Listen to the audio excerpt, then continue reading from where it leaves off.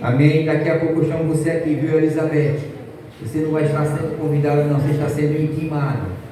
Tá certo? Fique à vontade. Glória a Deus.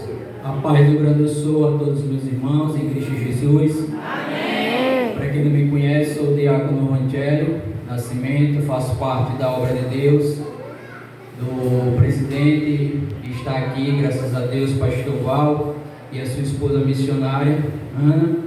Minha família está aqui, minha esposa, meu filho, como outras pessoas também que fazem parte da obra estão aqui, o presbítero Gilvan, a família dele também, o pastor amigo, a esposa dele, enfim.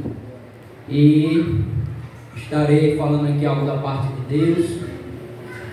Abra sua Bíblia em Apocalipse, capítulo 1, versículo 7.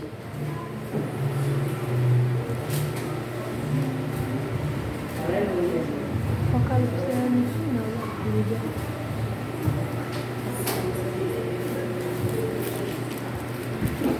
Apocalipse, capítulo 1, versículo 7, beleza?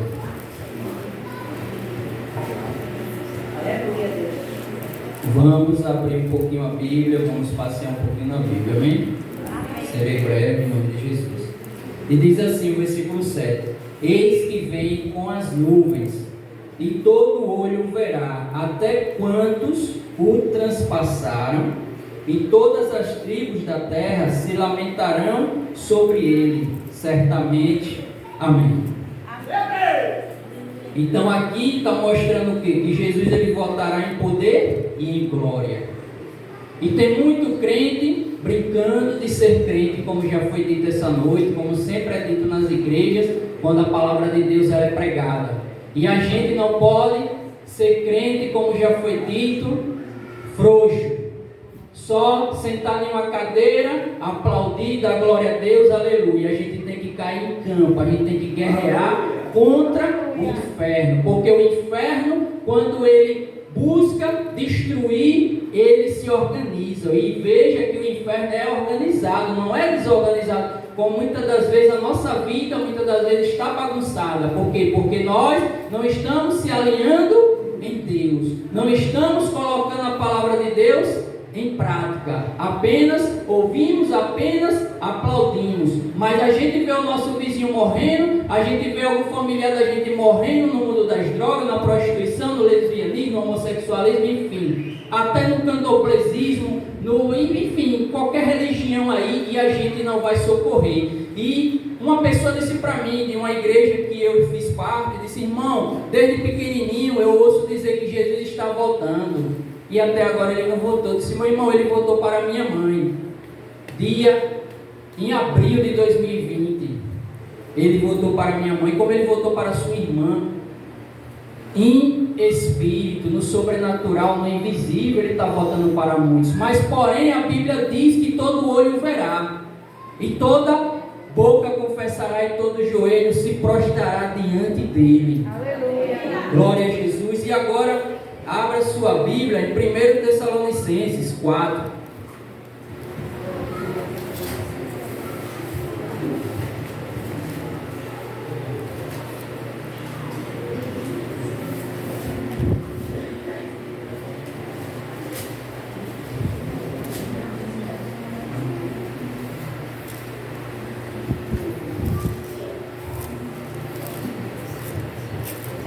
É só um versículo. 1 Tessalonicenses 4,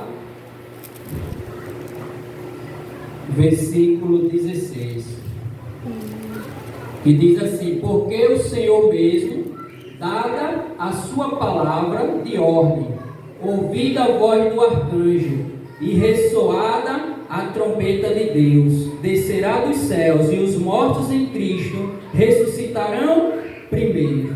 Então aqui a gente vê que aqui está falando do que? Dos mortos em Cristo, ou seja, dos justos em Cristo Jesus. Então Jesus ele virá, mas primeiro ele virá para quem? Desceu primeiro, ou seja, quem dormiu primeiro. Amém? Amém. E consequentemente a gente vai para o versículo 17.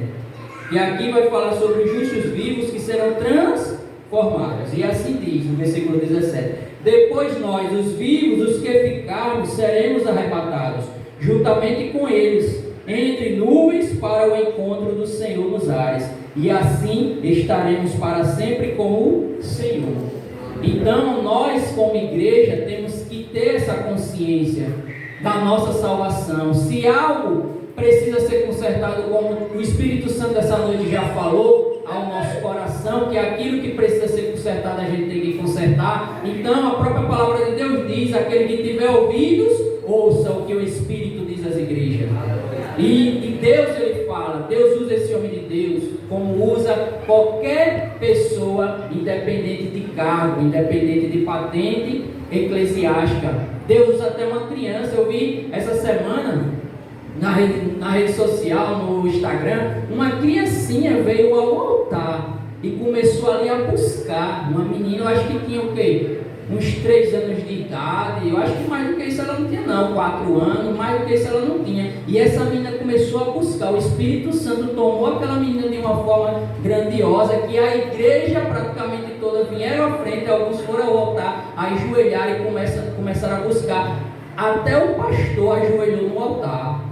Então, a promessa de Deus, ela foi prometida. Ele disse que ele derramaria do Espírito Santo dele em toda a carne, em toda a criatura. Só que tem muitos, como já foi dito aqui, que ficam se escondendo do chamado que Deus colocou na vida dele. Porque não foi a gente que escolheu Deus, foi Deus que nos escolheu. Não foi a gente que amou ele, foi ele que nos amou e continua nos amando.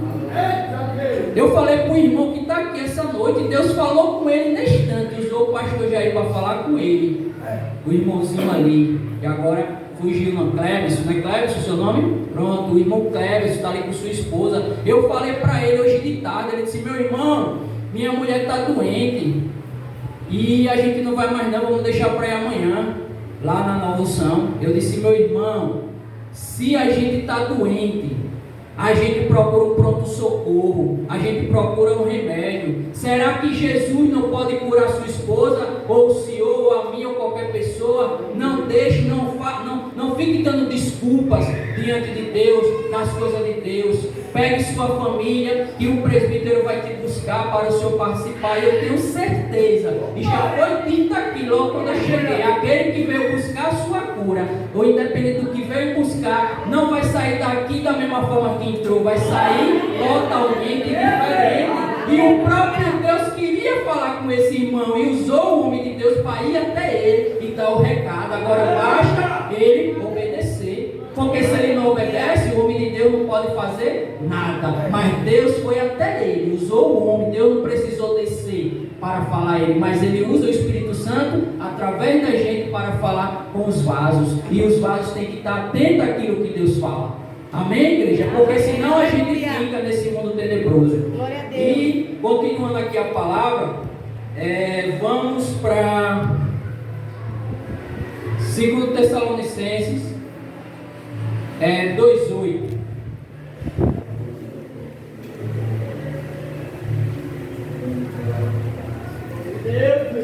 Aí vizinho mesmo, né? A primeira, agora a segunda. 2:8. Que diz assim: então será de fato revelado o iníquo, a quem o Senhor Jesus matará com o sopro de sua boca e o destruirá pela manifestação de sua vinda. E para finalizar, Apocalipse 6:15.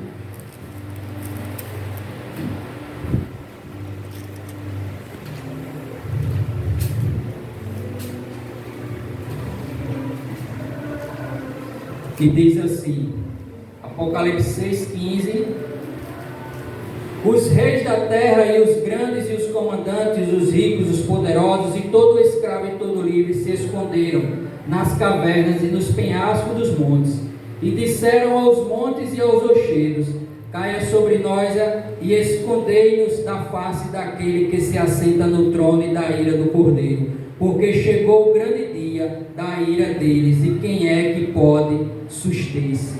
Então, veja que a palavra de Deus está dizendo aqui que o próprio Jesus, ele vem com a ira, mas com a ira da justiça, para poder julgar. a toda a nação, a toda a terra, dos 4 cantos desse mundo.